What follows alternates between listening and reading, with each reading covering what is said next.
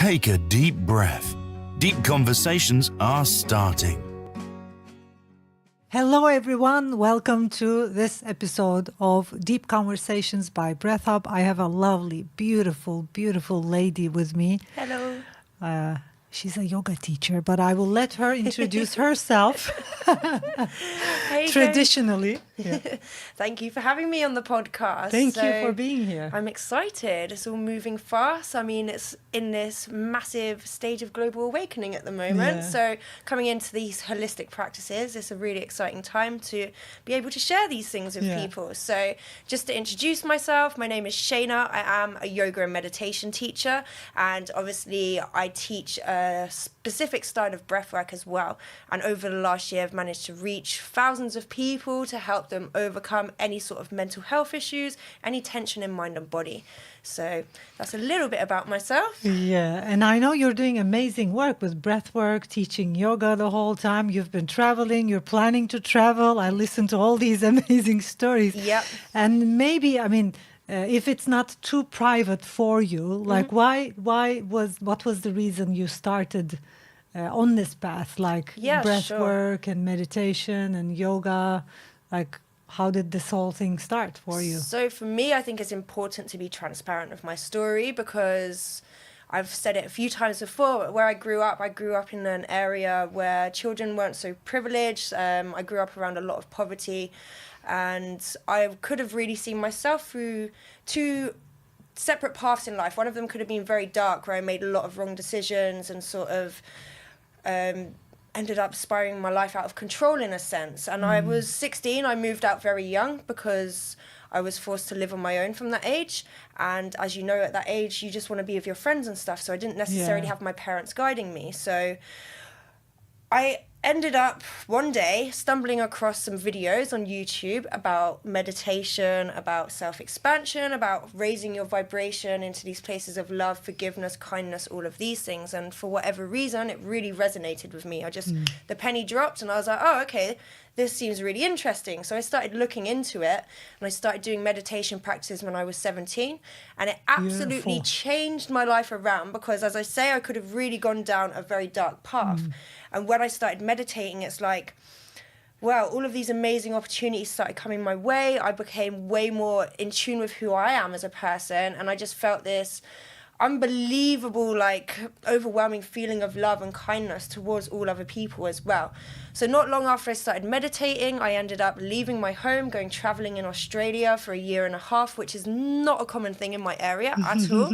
So from those experiences, I just found it expanded me massively. And that's why now I want to dedicate my life to sharing these practices with people that may be off the path of life, because we can't always come back to that source, you know, but sometimes life is difficult, it's challenging, we experience and stress. you're so young, and you like starting meditation 17. I can't even imagine. I was in my 30s when I started meditation, like strictly, you know, and it's amazing. I mean, how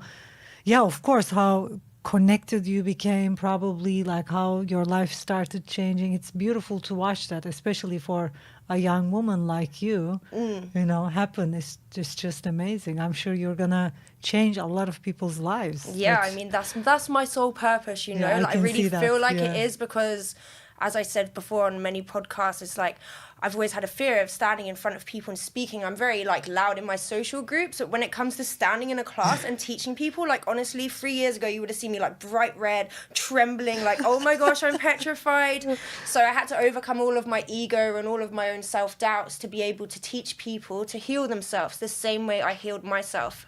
And that's why I think people often look at people like me and yourself like we're healers.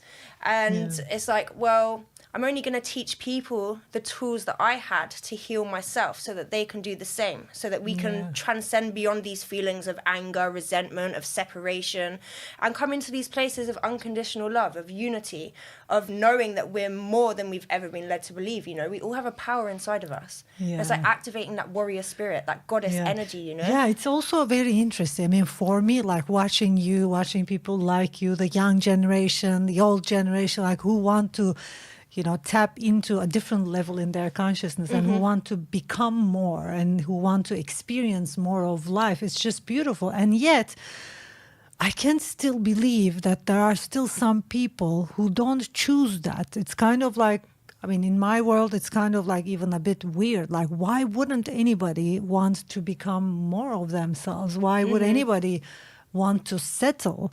And my question would be, have you figured out the reason of that? Like, why do you think people are like settling with what they have instead of, going out there and, for more? Like, why do some people not go out there to travel and to learn and to experience different levels of consciousness?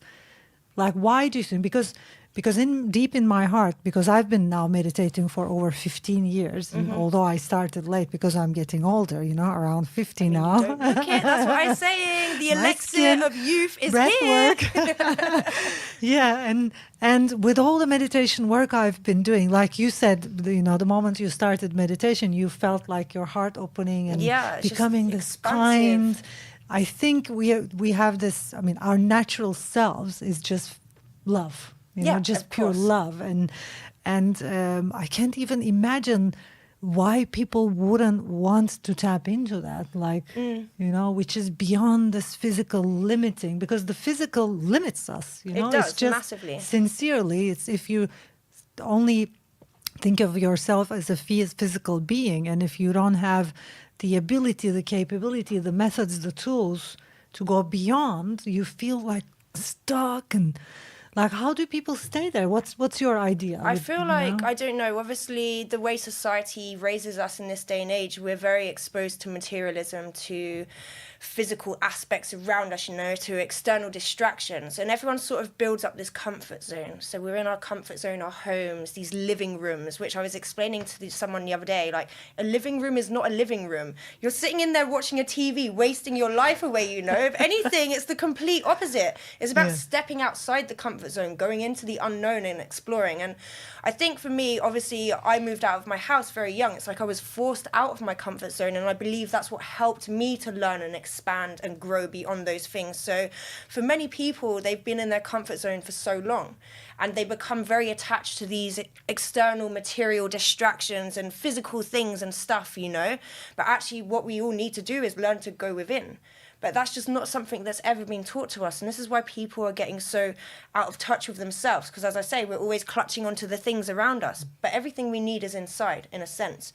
And distractions. Distractions constantly, and that's what we teach in yoga and meditation. As you know, monkey mind. We can't even sit in stillness for as little as 5 seconds sometimes, because the mind's so used to this external distraction.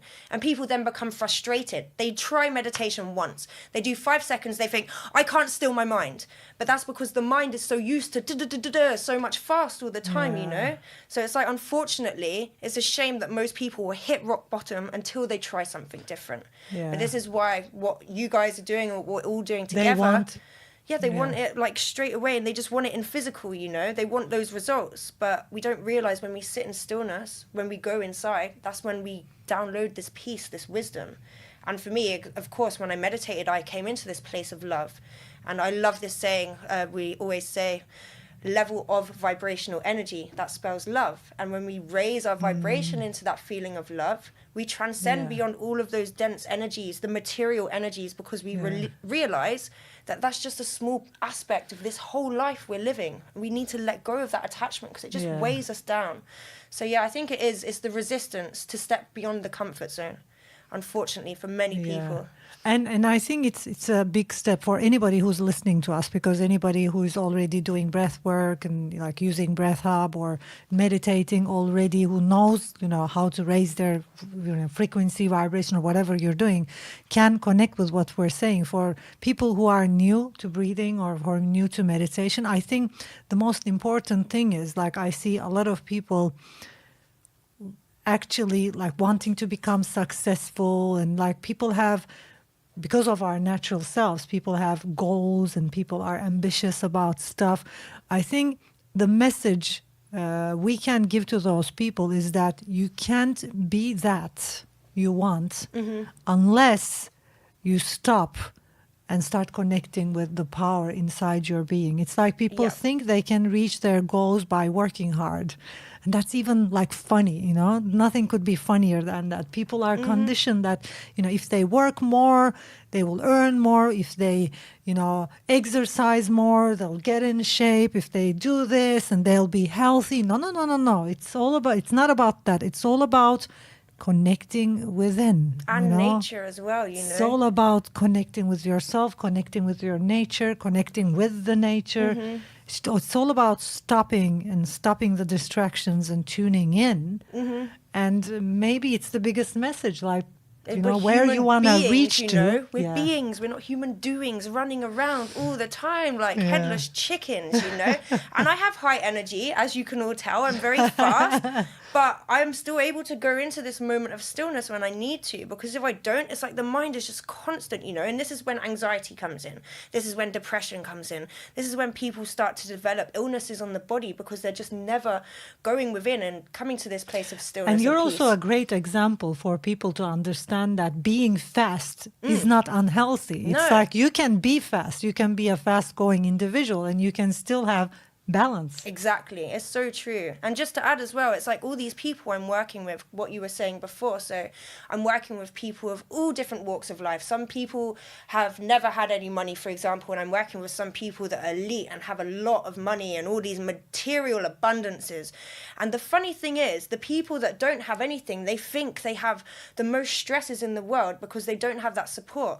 But actually what I'm seeing very commonly is these people with material abundance, with money and stuff, they're actually suffering way greater inside. It's like they have these deeper levels of depression because their whole life they've been working to acquire these things. And the more they acquire, it's like they still realize they haven't gained this inner peace and they want more. So they end up getting more and more depressed the more they acquire.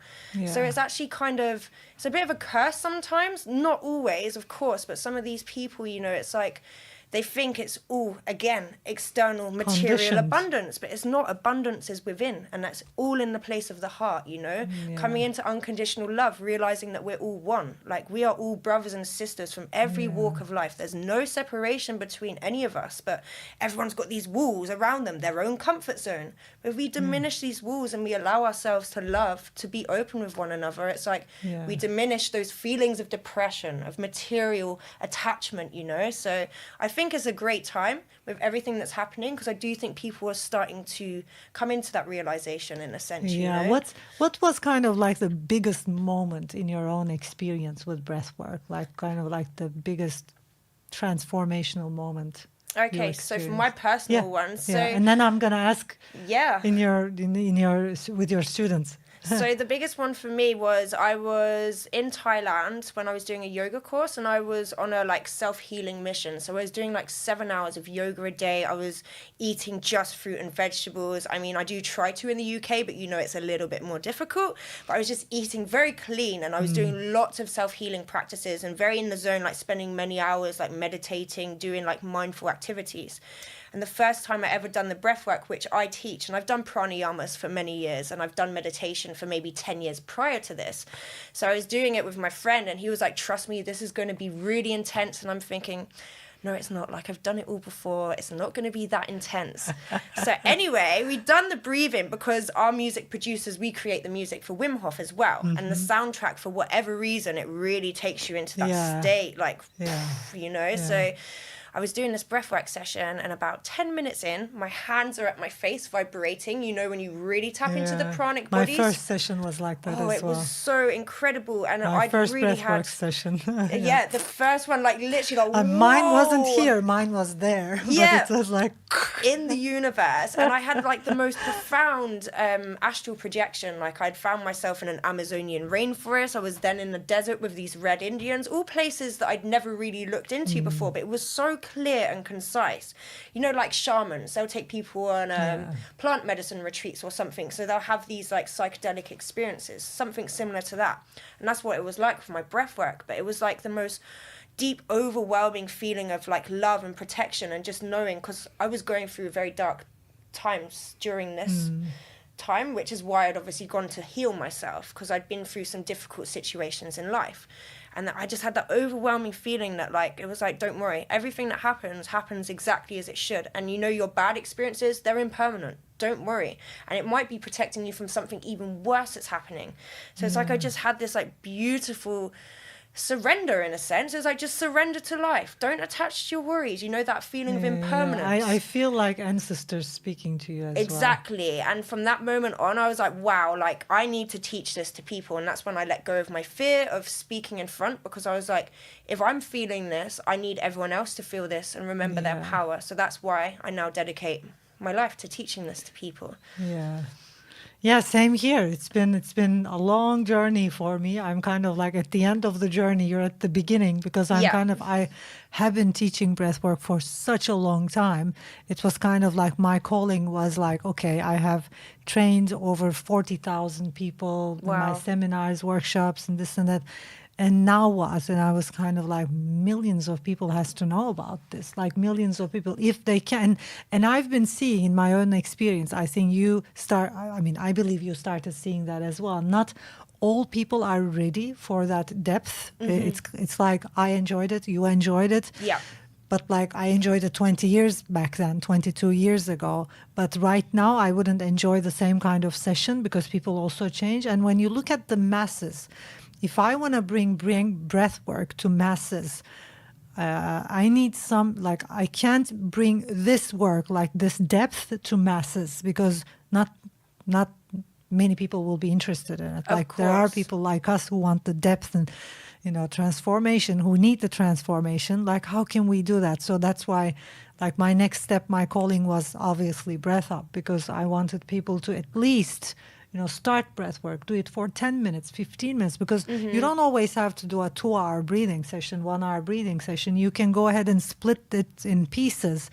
And if you do, I promise you, anybody listening to us, if you can dedicate, your 10 minutes, 15 minutes every day to regular breath work, you will get there eventually. It's like, it doesn't have to be like a, if you don't want that, because not many people feel comfortable with that. Of course. You can go, calmly one by one, like 10 minutes a day, 15 minutes a day. And then if you continue with that, it's like breath itself is so like a magical. build-up, isn't it's it? like, it has such a wisdom. Well, it's like the breath is the connection between mind and body, and spirit and body as well, So it's like we're tapping into those pranic.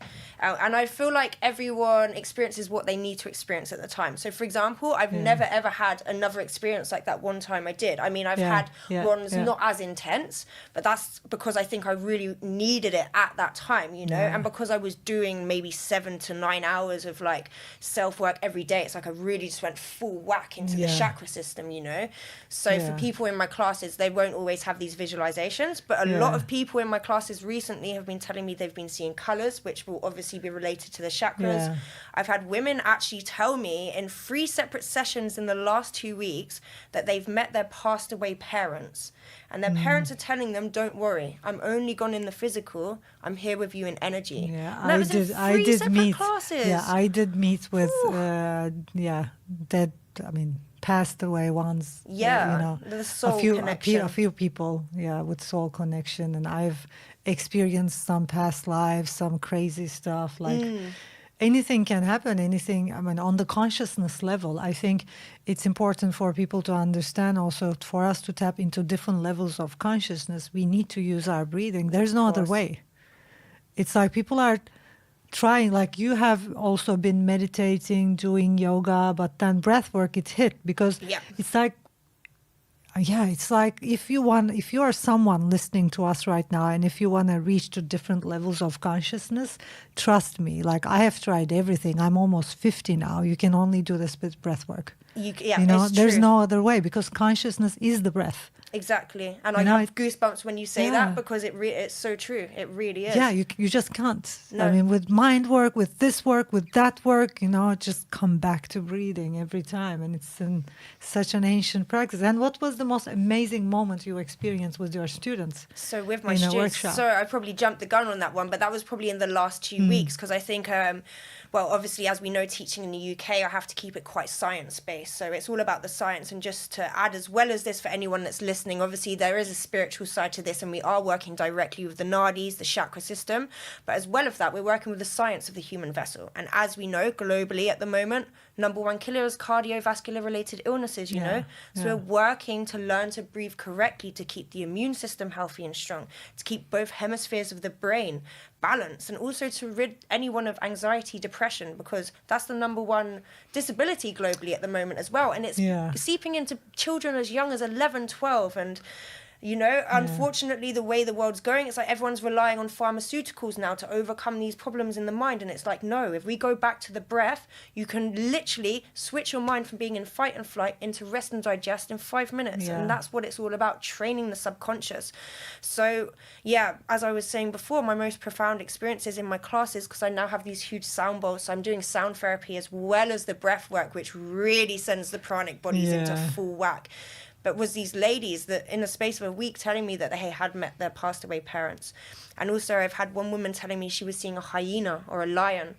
And so funny, at the end of one of my sessions, I had this guy, it was his first time. And Deep shamanic, no? Yeah, very shamanic. And the thing is, someone told me not long ago that I have a shaman calling, and I was like, no, because that's like a man's thing. But my name's Shaina. So when I go to type my name Shaina on the phone, it keeps auto-correcting me to shaman. It's very strange. And this is also why I'm being called to Ibiza at the moment. So there's all these things coming together. But yeah, this guy, he texts me later on in the evening because he's like, I didn't want to say anything in the class because I didn't want to come across as crazy. Because, you know, unfortunately in the UK, we're not really open about speaking about our experiences. He said, I saw a lion staring at me the whole time during the session. He's like, am I losing my mind? I was like, no, like look up the meanings of a spirit animal now. And it was pretty much telling him that he needs to stop trying to prove himself so much in his surroundings. And this is what everyone's trying to do all the time, you know? I'm going to prove myself because everyone judges me. But it's like, no, if we tap into our love, our own purpose, we eradicate any need to impress anyone around us, you know. So I was like, you're not crazy at all. This is a very significant message for you. And he was like, wow, like almost in tears of like overwhelmingness of how relevant it had meant to him at that time. So yeah, that's the most profound. When I have people telling me they're seeing animals, they're seeing colors. And the thing is, these people have never heard about chakras before.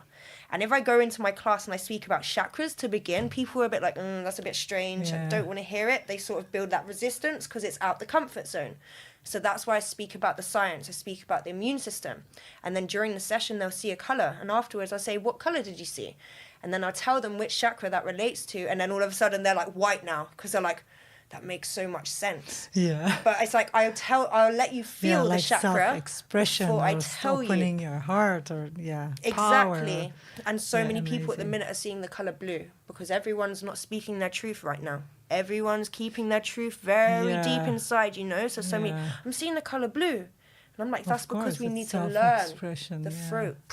Be free. Allow yourself. And actually, I mean, what I find also amazing is the whole chakra system. And it was kind of like when you look back 500 years ago, it was the science.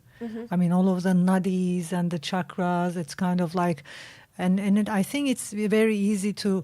I think even explain it scientifically. I mean, basically, what I'm going to tell is, you know, for people who are kind of like, to chakras and the whole nadis, when you or breathing, when you look at the body is dead in itself. It's kind of like if we didn't have those chakras, whirling energies that could actually magnetize the breath life, this body wouldn't be functioning. So it's kind of like the when you look at breathing, breath is kind of like the electricity of the body. When there is no electricity, there is no life. This doesn't function. It's just dead. Yeah. You take your first breath, you're alive. You give your last breath, you die. So it's kind of like for this whole body to function and for it to magnetize breathing, it needs those whirling energies. Those are the chakras and the nadis. So it's kind of like they're all around us, which are like absorbances, like they do like, you know? Yeah. And they absorb the whole life force energy. But whenever there are problems in the chakras because of our thinking patterns and conditions, because that absorbent energy, it just slows down. Yeah. And then it starts not being able to absorb life energy. Then we start having all these symptoms and sicknesses wherever the chakras close down. So it's basically, you can imagine chakras kind of like whirling energies all the around wheel. the body, That's what like it translates to as well. Isn't it? Chakra is wheel. So it's like wheels, they're like clocks. magnets, you know, Moving like up. magnets attracting the whole life energy. I think it's, simple. And yeah, and all the ADD and ADHD, like with, elementary schools and like primary, secondary, children have learning disorders, attention deficit disorders due to breathing disorders. Yep. It's like, crazy. But that's what I mean. Incorrect breathing, it influences your cognitive function, doesn't it? And I didn't know all of this before I learned the science of breath. And it's like so many people, they breathe into the chest. Yeah. And if someone has a panic attack, it's hyperventilation through the chest because it's constantly activating that receptor for fight and flight. So when we learn to use the full diaphragm, which so many people don't do, and I always use this example, but Buddha, his depiction with a huge belly, he's not actually obese, but it amplifies it. What's the word? It highlights that we should breathe into the stomach, because that's where we find those receptors for rest and digest. Connect and ground. And grounding, being at peace, being at calm, non-reactive, because that's what and Buddha it's teaches. basically oxygen, right? I mean, it's like the better you breathe, the more oxygen you'll have in the brain, in the whole body. You will learn faster, and you will be much more awake. And how do you see yourself evolve? Like, what's your vision? My vision is to help the youth.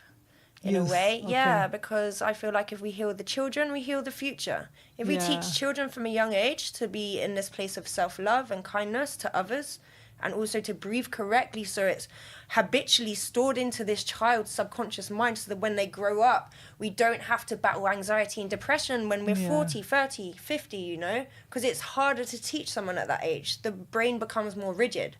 So from a young age, if we're teaching children to meditate and mind state elevate, that's what I like to say, we're going to influence them to grow into healthy, strong adults, And then when we have that, we've changed the world in a sense. Yeah, that's why we give them free membership to schools. Oh, really? Oh, well, there we go then. Perfect. That's what it's all about. Students. Yeah, it's all about that. Yeah, it's all about supporting the youth and the young generation. And you're planning for a trip, right? You like teaching around, and let's talk about that a little. So when are you going on a trip? What's the plan? Done a van up with my partner. So I'm going to be doing a soma and yoga on wheels, which is breath work and yoga, pretty much driving through Europe, and then over to Spain, where I'm going to be teaching in Ibiza for a few months. Wow. I've got lots of my friends from Thailand in that island at the moment, so lots of holistic practices and different workshops happening.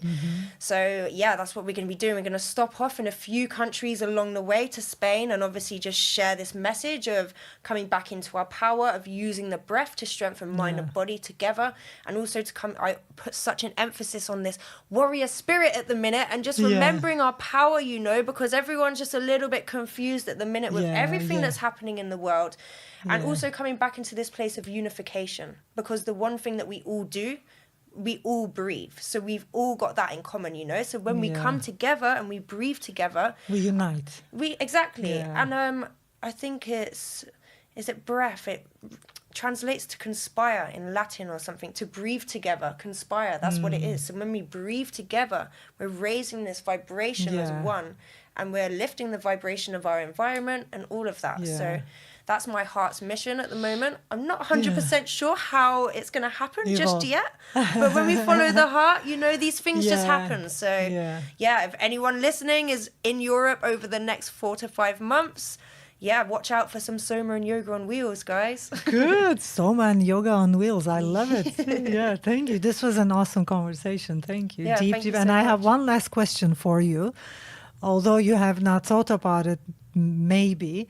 What would be it's early for you, but what would be the one thing you would like humanity to get or learn or understand before you die? What would you like to see happening before you die? To remember that we are unconditionally loving beings, the same way a mother will nurture her child. This is the place that we need to come back into for self-fulfillment, to nurture our environment, because when we realize we live from our environment gives back to us, So yeah, that's what I want to see humanity, to dissolve all of these walls of separation, to come back into this place of oneness, to remember that our whole life is pretty much based around being loving and kind beings. It's nothing to do with our material possessions, all these things that weigh us down.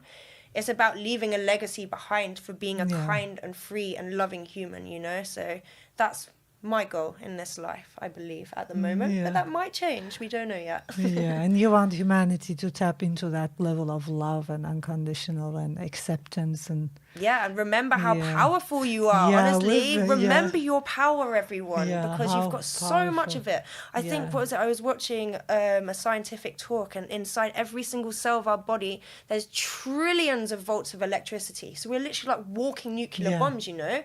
And everyone just thinks, oh, we don't really have any energy. We are pure, infinite energy, you know? It's impossible to not to have energy. It's like your whole system is exactly. This machine going on. Thank you so much. This was awesome. Lovely. Thank you. Thanks for watching. Thanks for listening. I'll see you in the next episode. Bye. Thank you, everybody.